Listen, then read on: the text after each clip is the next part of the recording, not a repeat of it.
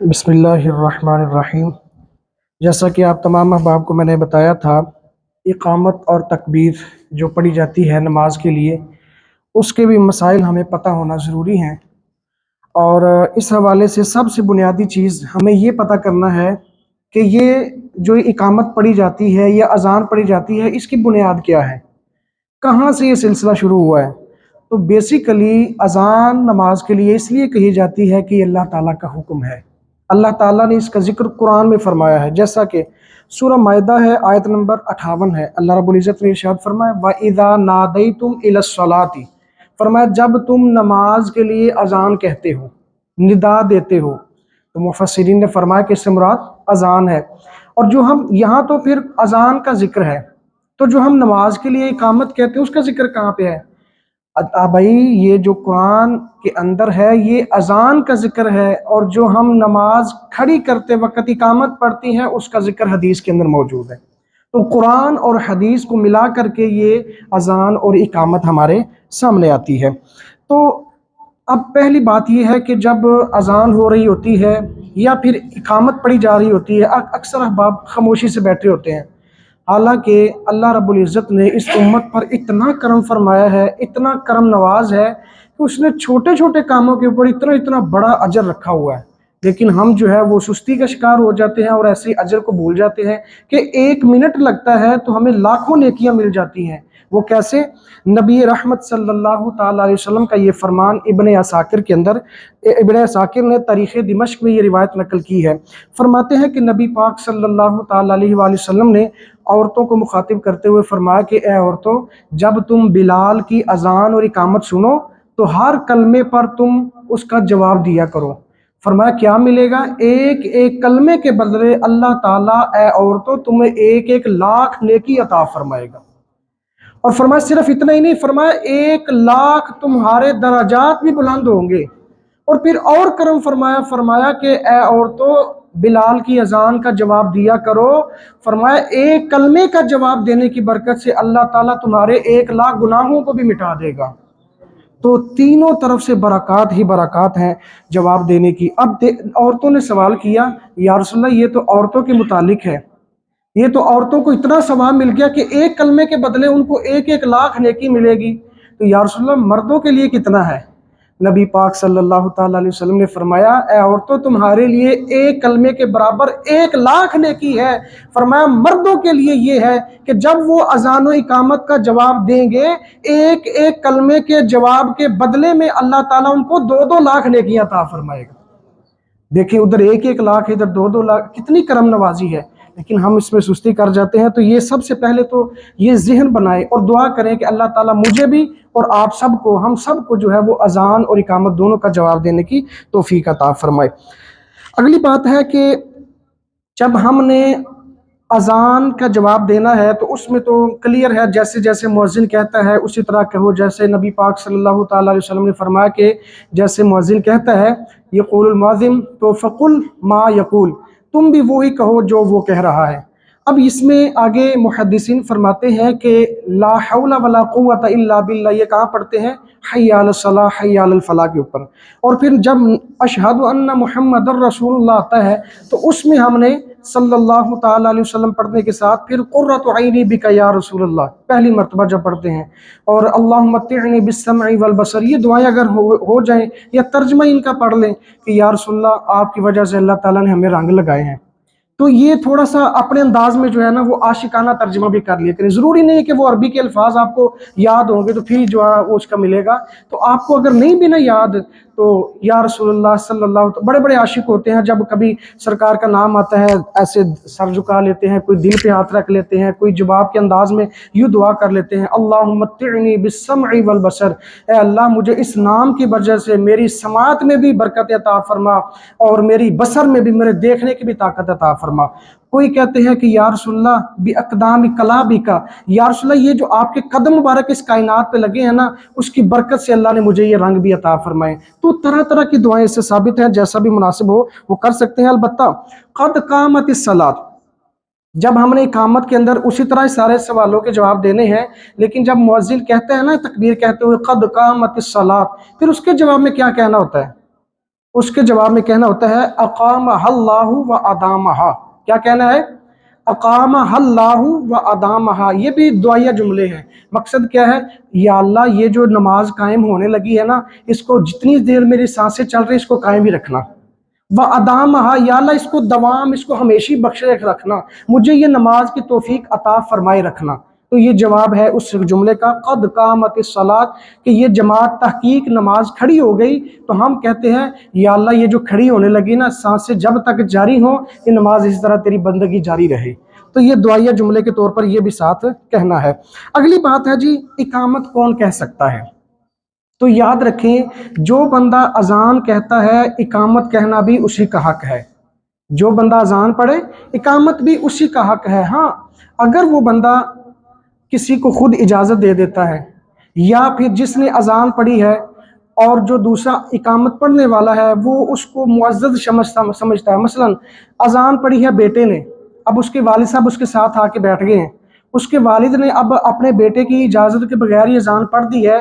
تو اس کا پتہ یہ ہے کہ بیٹے نے جب اذان خود اس نے پڑھی ہے، اقامت بھی اس کا حق تھا، لیکن اقامت پڑھی ہے باپ نے، اب اس نے اجازت بھی نہیں لی اپنے بیٹے سے. تو اس صورت میں دیکھا جائے گا کہ وہ جو مؤذن ہے اس کے دل پر کوئی رنج تو نہیں گزرتا کہ یار دیکھو اذان میں نے پڑھی تھی، اقامت یہ پڑھنے لگ گیا. بلکہ ایسا نہیں ہوتا. ہاں جیسے کسی کا استاد ہو جائے، جیسے والد ہو جائے، اگر وہ اجازت کے بغیر بھی اقامت پڑھنا شروع کر دیں اور پھر پتہ ہو کہ مؤذن کے دل پر کوئی خار نہیں گزرے گی، تو اگر وہ پڑھ دیتا ہے تو اس کا پڑھنا بھی جائز ہے. نہیں تو جس نے اذان پڑھی ہے وہی اقامت پڑھے گا. وجہ کیا ہے وہ آپ کے سامنے رکھتا ہوں. ترمذی شریف کے اندر یہ روایت موجود ہے. حضرت زیاد بن حارث رضی اللہ تعالیٰ عنہ بیان کرتے ہیں، فرماتے ہیں کہ امرانی رسول اللہ صلی اللہ علیہ وسلم، سرکار نے مجھے حکم فرمایا کہ اے زیاد فجر کی اذان تو پڑھو. میں نے فجر کی اذان پڑھ دی. فرماتے اتنے میں جب اذان پڑھ کے بیٹھے ہوئے تھے تو نماز کا انتظار ہو رہا تھا، تو ادھر سے بلال آئے اور آ کر کے اقامت کہنے لگے، یعنی اقامت والی جگہ پر کھڑے ہو گئے. تو سرکار دو عالم صلی اللہ علیہ وسلم نے فرمایا کہ ان یقیما فاراد بلال ان یقیما، جب انہوں نے اقامت کہنی چاہی تو سرکار نے فرمایا فقال رسول اللہ صلی اللہ علیہ وسلم ان اخن، فرمایا بلال ٹھہر جاؤ، تمہارے بھائی زیاد نے اذان پڑھی ہے. اور فرمایا قد اذن، اس نے اذان پڑھی ہے، ومن اذن فهو یقیم، اور فرمایا جو اذان کہتا ہے اقامت کہنا بھی اسی کا حق ہے. تو یہ حدیث پاک ہے جس کی وجہ سے لازم ہے اس بندے کے لیے. ہاں آگے جو گنجائش نکلتی ہے وہ کس وجہ سے ہے؟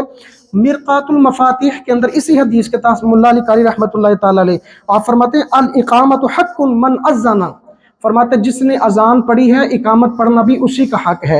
اور آگے فرمایا وَيُكْرَهُ أَن يُقِيمَ غَيْرُ مَنْ أَذَّنَ إِلَّا بِرَضَاهُ، فرمایا کہ اس کے علاوہ جو بندہ اس کی رضا کے بغیر تکبیر پڑھتا ہے، اقامت کہتا ہے، وہ مکروہ ہے، وہ ناپسندیدہ کام کرتا ہے. لہٰذا اس کی رضامندی ہو یا پھر ایک صورت جیسے میں نے آپ کو بتائی ہے، تو اگر ایسے اقامت پڑھتا ہے تو پھر جائز اور درست ہوگا. اچھا جی، اگلی بات یہ ہے کہ اقامت پڑھی کہاں پہ جائی، کس جگہ پر کھڑے ہو کر کے اقامت پڑھ سکتے ہیں؟ تو شرعی مسئلہ یہ ہے کہ بے اقامت مسجد کے اندر جہاں بھی چاہے پڑھ سکتے ہیں، جہاں بھی چاہے پڑھ سکتے ہیں، اس میں کوئی حرج نہیں ہے. بلکہ بعض دفعہ دیکھا جاتا ہے کہ بھئی اقامت پڑھنے والا ساتھ والے بندوں کو یوں دھکے لگا رہا ہوتا ہے، پڑھا ہو جو میں نے سیدھے ہو کے کھڑے ہو کے پھر اقامت پڑھنی ہے، لوگوں کو مشقت میں ڈالتے ہیں. یاد رکھیں اقامت پڑھنے کے لیے جو موقف ہے وہ میں آپ کے سامنے رکھتا ہوں. اقامت پڑھنے کی جو صحیح جگہ ہے اس کے متعلق تبیین الحقائق، یہ بھی فقہ کی بنیادی اور معتبر کتاب ہے، اس میں لکھا ہے کہ ان السنۃ ان یکون الاذان فی المنارۃ والاقامۃ فی المسجد، فرماتے ہیں سنت یہ ہے کہ مسجد کے اندر اقامت ہو، وہ کہاں پہ ہو یہ ضروری نہیں ہے. ہاں افضل یہ ہے کہ امام کے پیچھے کھڑے ہو کر کے اقامت پڑھی جائے. کیا مطلب؟ کہ وہ ایسا بندہ ہو مؤذن کہ جس کی بارش بھی ہو، ساری امامت کی شرائط اس کے اندر ہو. بالفرض اگر امام کو کوئی عذر لاحق ہو جاتا ہے تو وہ اس کی جانے کی بعد اس کی نیابت میں آ کر کے نماز پڑھانے کا اہل بھی ہو. اس لیے افضل یہ ہے کہ اس کی جگہ پہ وہ کھڑے ہو. ہاں اگر بندہ تھوڑا سا رائٹ ہو کے دائیں سائڈ پہ بھی اقامت پڑھ لیتا ہے پھر بھی اقامت جائز ہے، درست ہے، ہو جاتی ہے. بائیں پڑھ دیتا ہے پھر بھی جائز ہے، درست ہے، ہو جاتی ہے. تو لہٰذا یہ لوگوں کو پریشان کرنا کہ نہیں بھائی اس سے تھوڑا سا اور سائڈ پہ ہو جو میں بالکل سیدھا ہوں گا تو پھر ہی پڑھوں گا، یہ ضروری نہیں ہے. تو آسانی اس میں یہ سمجھ لی ہے آپ نے. اچھا اقامت کے دوران پھر کھڑے کب ہونا ہے یہ ہم نے بنیادی طور پر سن لیا کہ اقامت پڑھے کون، کب پڑھے، کیسے پڑھے، اور پھر یہ ہے کہ جب جو دوسرے لوگ بیٹھے ہوئے انہوں نے اقامت میں کھڑے کب ہونا ہے؟ اکثر لوگوں کو دیکھا جاتا ہے ادھر سے اقامت شروع ہوتی ہے ساتھ ہی کھڑے ہونا شروع ہو جاتے ہیں، کچھ پہلے ہی کھڑے رہتے ہیں، انتظار کرتے رہتے ہیں کہ اقامت کب شروع ہوگی۔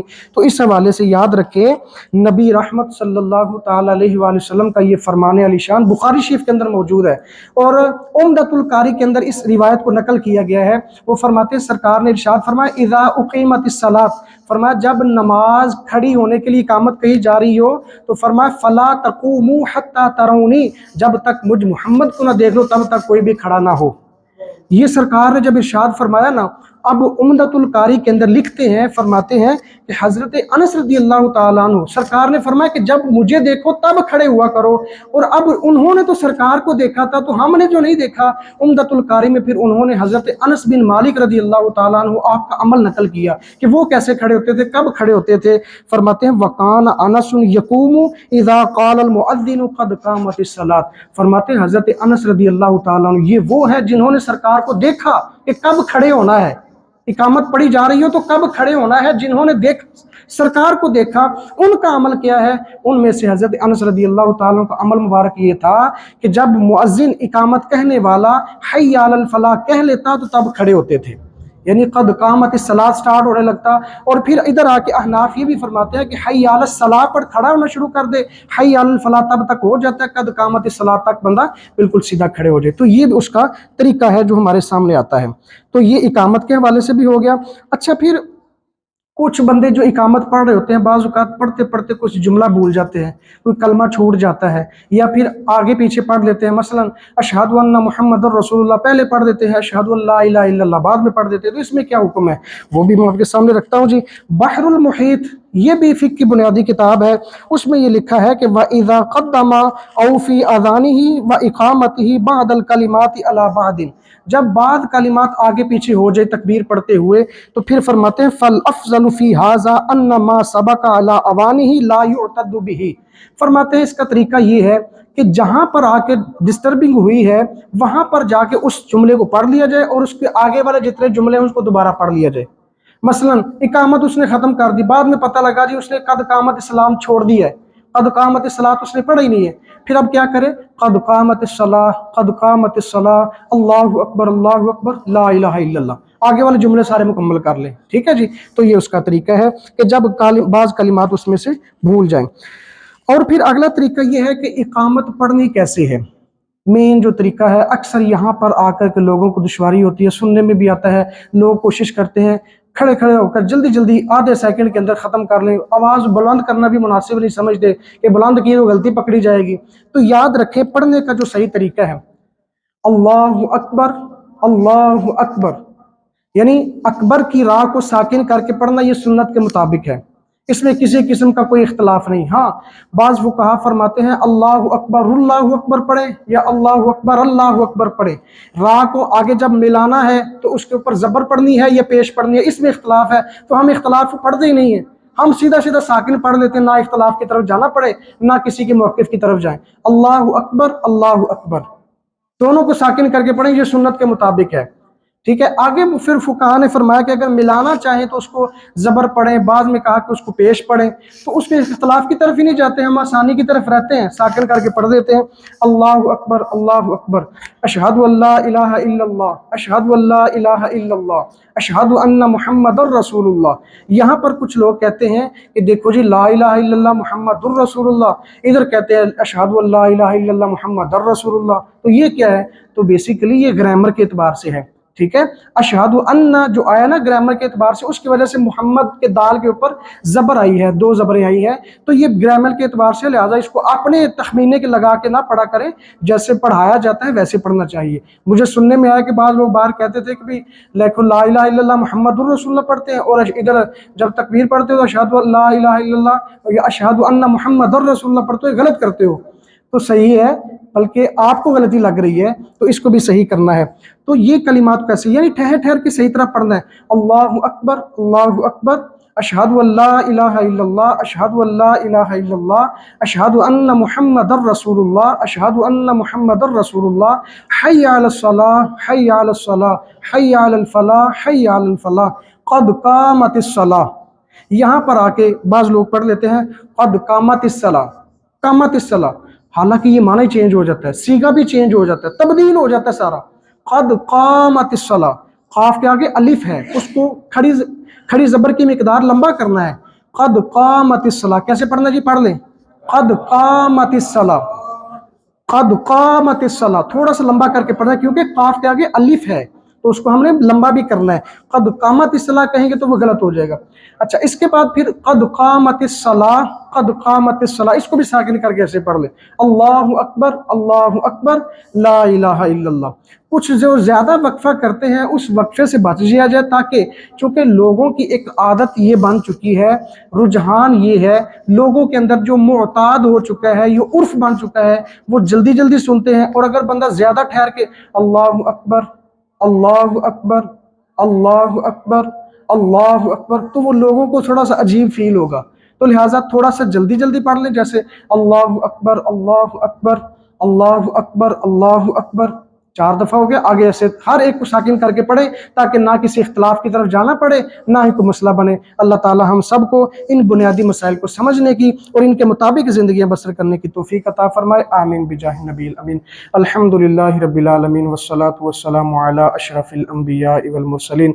अल्लाहुम्मा रब्बना ज़िदना इल्मन नाफ़िअन व अमलन सालिहन व रिज़्क़न हलालन वासिअन व शिफ़ाअन मिन कुल्लि दा, व सल्लल्लाहु तआला अला खैरि खल्क़िही मुहम्मद व आलिहि व अस्हाबिही अजमाइन बिरहमतिका या अरहमर राहिमीन।